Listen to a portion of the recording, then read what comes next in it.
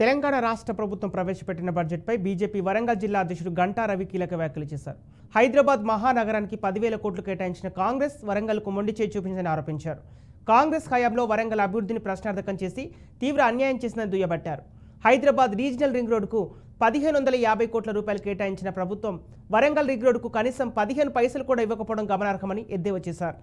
అన్నదాతలకు కనీసం 25% కూడా నిధులు కేటాయించకుండా కాంగ్రెస్ ప్రభుత్వం రైతుల నోట్లో మట్టి కొట్టిందని ధ్వజమెత్తారు.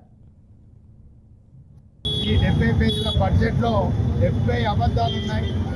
రాష్ట్రానికి అభివృద్ధి వైపు పయనించే ఈ తెలంగాణ కోటి రత్నాల అనే ఈ రాష్ట్రాన్ని అభివృద్ధికి ఆమను దూరం చేస్తే ఈరోజు ఈ బడ్జెట్ని రూపకల్పన చేయడం జరిగింది. ముఖ్యంగా హైదరాబాద్ తర్వాత వరంగల్కి ఉన్న గొప్పతనాన్ని కాకతీయులు పాలించిన ఈ ఓడుగల్లును విస్మరించి ఎలాంటి అభివృద్ధి కోసం నిధులు కేటాయించకుండా వరంగల్ని మర్చిపోయారు రేవంత్ రెడ్డి గారు.